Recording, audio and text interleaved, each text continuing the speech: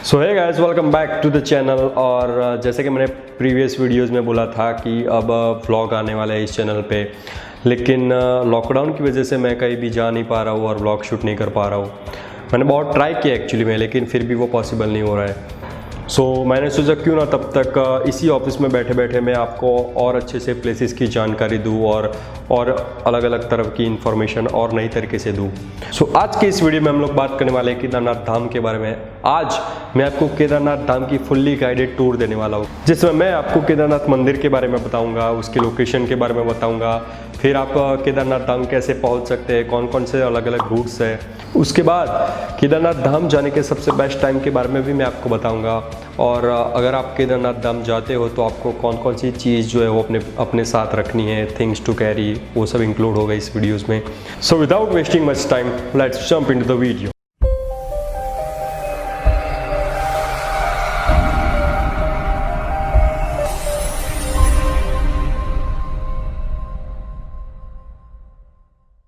तो सबसे पहले हम लोग बात करते हैं केदारनाथ धाम या केदारनाथ मंदिर के बारे में।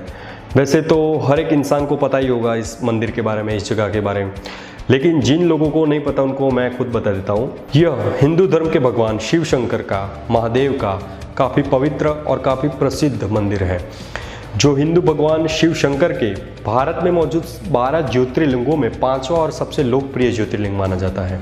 साथ ही साथ इस मंदिर की गिनती भारत के 4 धामों में से एक धाम में की जाती है। साथ ही साथ इस जगह को पंच केदार में से भी एक गिना जाता है। तो अब हम बात करेंगे इस मंदिर के लोकेशन के बारे में कि यह मंदिर कहाँ बना हुआ है। तो बेसिकली यह मंदिर भारत के उत्तराखंड राज्य के रुद्रप्रयाग जिले में बना हुआ है। और अच्छे से डिटेल्स में बात करें तो मंदाकिनी रिवर का जो उद्गम स्थान है ना, प्लेस ऑफ ओरिजिन, उसके जस्ट बाजू में यह मंदिर बना हुआ है। लोकेशन के बाद अब बात करते हैं कि वहाँ तक पहुँचे कैसे, कौन कौन से रूट हैं। तो केदारनाथ मंदिर तक पहुँचने के लिए 2 सबसे मेन रूट हैं। पहला जो रूट है वो है देहरादून वाला रूट और दूसरा रूट है वो नैनीताल वाला रूट। तो सबसे पहले बात करते हैं देहरादून वाले रूट की। देहरादून से केदारनाथ की दूरी तकरीबन 250 किलोमीटर की है। और अगर आप बाय रेल आते हो तो सबसे नज़दीकी रेलवे स्टेशन जो पड़ता है वो पड़ता है ऋषिकेश का। और वहाँ ऋषिकेश के रेलवे स्टेशन आके आप बाय शेयरिंग टैक्सी या फिर बसेस के थ्रू डायरेक्ट जा सकते हो। उसके बाद अगर आप बाय फ्लाइट आते हो तो देहरादून से सबसे नज़दीकी एयरपोर्ट जो पड़ता है वो पड़ता है जॉली ग्रांट का। वहाँ पर भी आप एयरपोर्ट से बाहर आके शेयरिंग टैक्सी या फिर बसेस के थ्रू डायरेक्टली पहुँच सकते हो।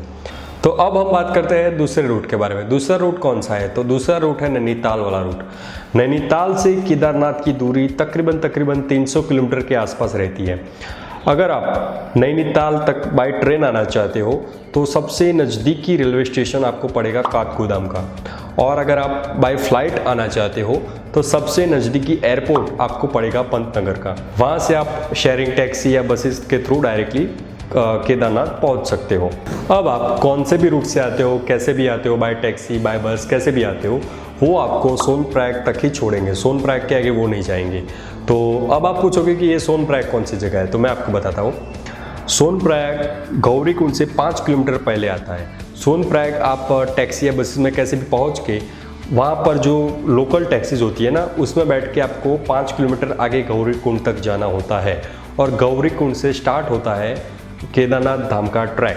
अब हम बात करेंगे उन लोगों के बारे में जो अपना प्राइवेट व्हीकल या खुद की गाड़ी लेके केदारनाथ जाना चाहते हैं। ठीक है, तो मैं आपको पर्सनली वही सजेस्ट करूंगा कि आप अपनी गाड़ी जो है वो सोनप्रयाग में ही पार्क कीजिए, क्योंकि वहाँ पर बहुत ही बड़ा पार्किंग है। गौरीकुंड तक आप अगर गाड़ी लेके जाना चाहते हैं तो आप जा सकते हैं, लेकिन प्रॉब्लम क्या होगी कि वहाँ पर पार्किंग के लिए बहुत ही कम स्पेस है और वहाँ की सड़कें भी बहुत ही सकड़ी है, तो वहाँ पर आपको पार्किंग नहीं मिलेगा। और पीक सीज़न में आप जाएंगे तो ऐसा हो भी सकता है कि आपको गाड़ी लेके वापस भी आना पड़े।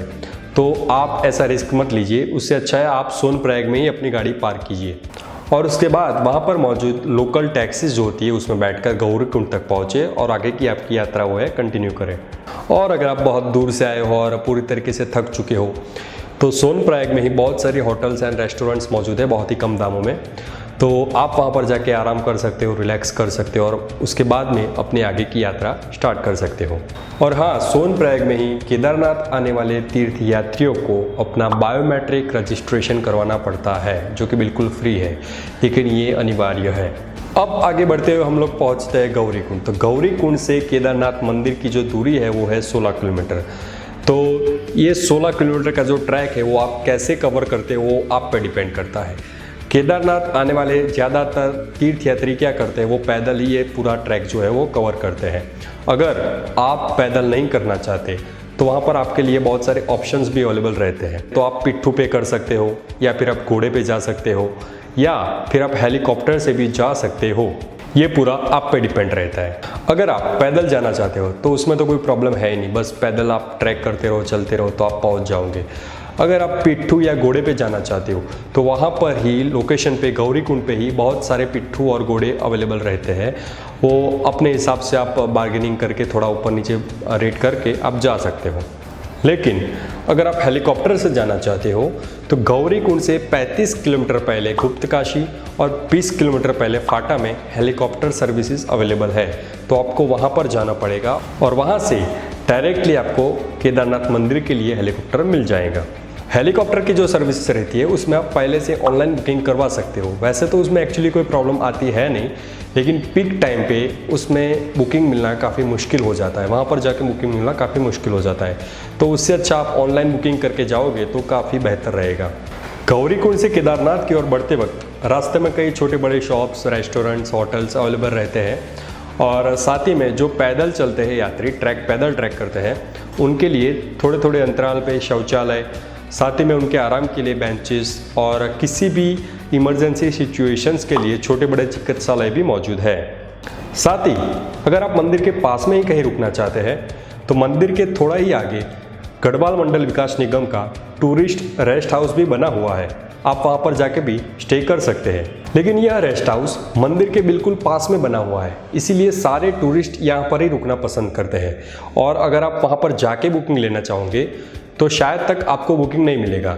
इसीलिए अपनी सेफ साइड के लिए आप उनकी वेबसाइट पे जाके जाने से पहले बुकिंग करवा लें, ऑनलाइन बुकिंग करवा लें। तो अब हम बात करेंगे इस मंदिर को विजिट करने का सबसे बेस्ट टाइम कौन सा है।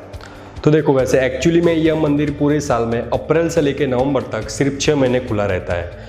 बाकी के जो 6 महीने हैं वो भारी हिमवर्षा के कारण यह मंदिर बंद रहता है।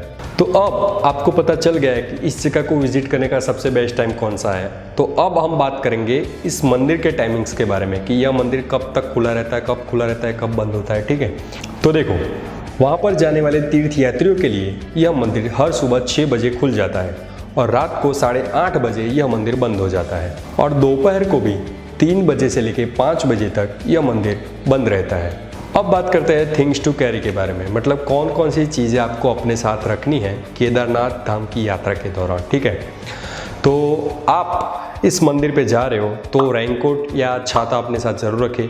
और अगर आप घर से लेके नहीं जाते तो वहाँ के लोकल मार्केट से भी आप परचेज़ कर सकते हो।